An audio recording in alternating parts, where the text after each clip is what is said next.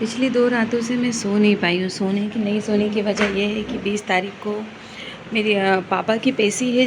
हो ये रहा है कि मेरे भाई के जाने के बाद में हमने भाभी को तो बहुत अच्छे से रखा, लेकिन उन्होंने क्या किया कि मैं बार-बार उसको दोहराना नहीं चाहती, पर वो ये है कि उन्होंने एक बहू का और एक पत्नी का सम्मान नहीं रहने दिया। उनके कई अनैतिक संबंध हो गए, जिसकी वजह से हम उनके साथ नहीं रह सकते थे या उनको अपने घर में नहीं रख सकते थे।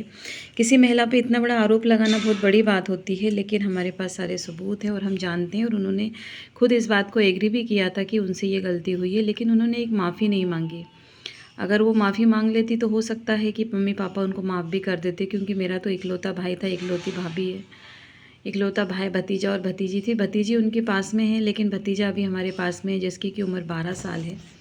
तो मुझे मेरी परी की तो बहुत ज़्यादा याद आती है, और मैं ये वीडियो भी परी के लिए ही बनाती हूँ, क्योंकि वो हमसे अब नफ़रत करने लगी, और हो सकता है कि वो हमें मिलना भी नहीं चाहे जीवन में कभी भी। लेकिन मुझे उसकी याद आती है, और नींद मुझे इसलिए नहीं आई क्योंकि हम जो उसने कस्टडी का मेरे भतीजे के लिए केस लगाया है, तो कस्टडी में ऐसा है, हमें अभी पता चला है कि, और हम जानते भी हैं कि एक माँ का अधिकार पहला होता है, पर कानून भी अधिकार देने से पहले क्या ये नई चीज़ें नहीं देखेगा कि माँ इस योग्य है कि नहीं है, और वो जो बच्चा, जो भतीजा है हमारा, वो हमारे लिए कितना इम्पोर्टेंट है। हो सकता है कि उस बच्चे को ले जाए ये लोग और उसके साथ में कोई अनहोनी कर दे, जिससे कि सारी मेरे भाई की प्रॉपर्टी, पापा की प्रॉपर्टी सब उसको मिल जाए।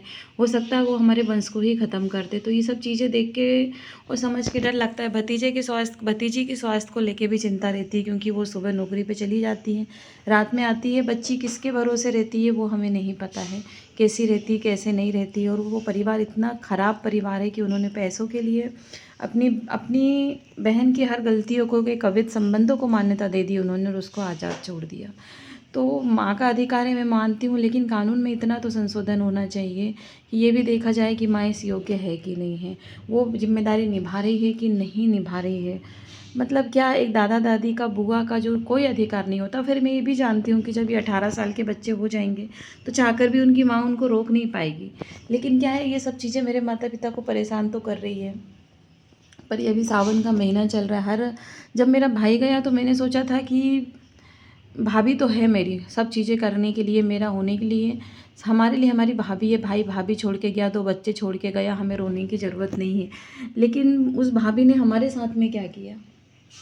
आज वो अपने भाई भतीजों का हित कर रही है। आज सावन पे अपनी भतीजियों को कपड़े लेके देगी, उनके लिए बहुत सारी चीज़ें करेगी, अपनी भाभीयों के लिए करेगी। पर वो ये कैसे भूल गई कि वो भी तो हमारी भाभी है, हमको भी तो उनसे प्यार था। लेकिन वो उस प्यार को कभी समझ नहीं पाई। और आज हमारी प्यारी भतीजी, हमारी परी, जिसको कि मैंने पिछले 23 फरवरी से नहीं देखा है, आज 6 महीने, 5 महीने होने वाले हैं।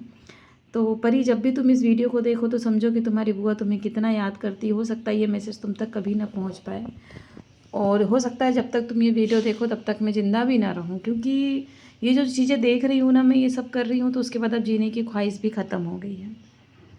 तो आई होप आज मुझे अच्छे से नींद आ जाए।